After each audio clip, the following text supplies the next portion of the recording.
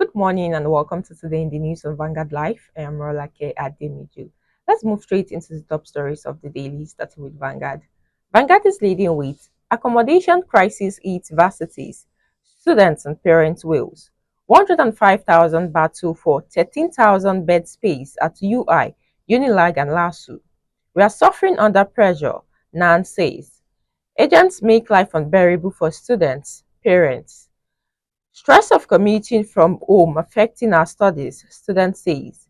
We are pursuing PPP approach to solve problem, federal government says. Page 13 has that story.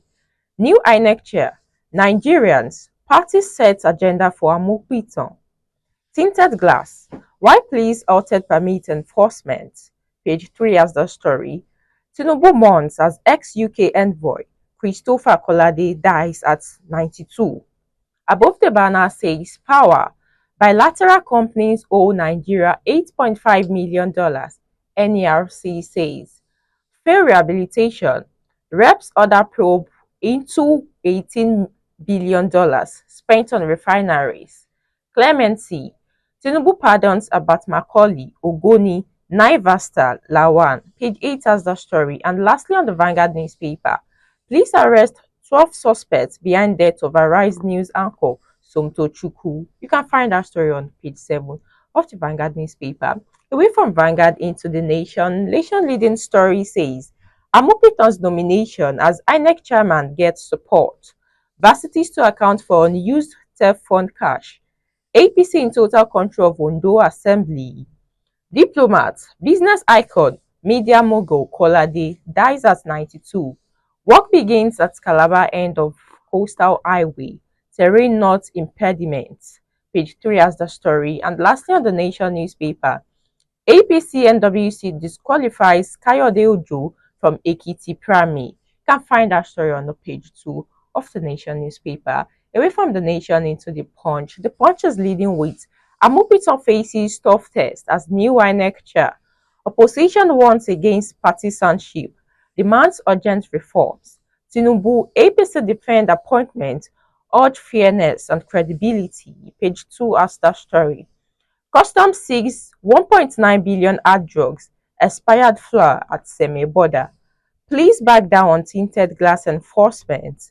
Policeman forgets cap in Ogun student car after extortion. And lastly on the Punch newspaper, Tinubu, Oshun mourns as Christopher Kolade dies. Page 30 has the story. And lastly, The Guardian is leading with World Mental Health Day. 85% unreached as Nigeria buckles under massive care gap. Page 4 and 5 has the story. Senate blocks 2026 fiscal plan, pending review of past spending. Court extends order freezing Osun's local government withheld bank accounts. And lastly, on the Guardian newspaper, Tinubu, Anya Okumon passing of Christopher Kolade. Page 7 has the story. And that's all we have for the headlines of the dailies. Join us after the short break for a brief analysis of some of the story.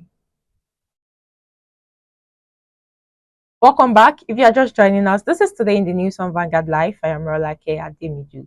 Now let's move into our first story of the day. INEC chair, Nigerians party set agenda for Amupitan. Ahead of the submission of his name and clearance by the National Assembly, Nigerians political parties and groups yesterday set targets for the incoming national chairman of the Independent Electoral Commission (INEC), Professor Joash Amupitan San. As exclusively reported by Vanguard on Thursday, President Bola Tinubu presented Professor Amupitan to the Council of State yesterday as his choice for the election top job, and the Council approved his nomination. With the Council's approval, Tinubu is expected to forward Amupitan's name to the Senate for screening and confirmation next Tuesday. If confirmed by the National Assembly, Amupitan, who hails from Kogi North Central, will be the sixth professor to head the electoral body in Nigeria after Emeawa, Humphrey Uwonsu, Maurice Iwu, Ataru Jega, and Mahmoud Yakubu, who stepped down on October 7 after serving for 10 years. Those who saddle Amupitan with tasks and targets to ensure credible polls in the country include the African Democratic Congress (ADC), Obedient Movement, Coalition of United Political Parties, Northern Ethnic Nationalities, and Governor Caleb Mutfwang of Plateau State. A statement by the presidential spokesman, Mr. Bayo Ononuga, said President Tinubu presented Amupitan as the nominee to fill the vacant position following the exit of Professor Yakubu, who served from 2015 till October 2025. According to the statement, President Tinubu told the council that Amupitan is the first person from Kogi North Central State nominated to occupy the position and is apolitical. Now let's move into our second story of the day. Tinubu mourns as ex-UK envoy Christopher Kolade dies at 92.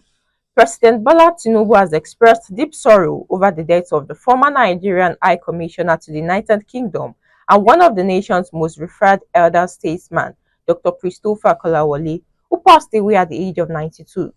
His family announced his death in a statement saying, "We're thankful for incredible life of faith and service and are grateful for God's abundant blessings."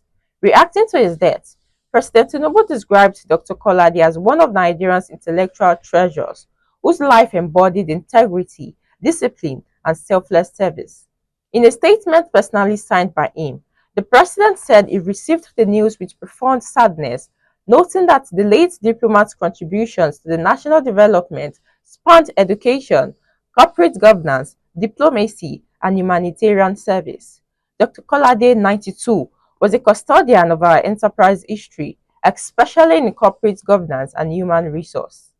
He was a principal figure in reputable institutions like the Lagos Business School, Tinubu stated. So that will be all for today. Don't forget to follow us on all our social media platforms displaying on your screen. And you can also visit us on our website for more interesting stories at www.vanguardngl.com. My name is Marolake Ademiju. Have a lovely weekend.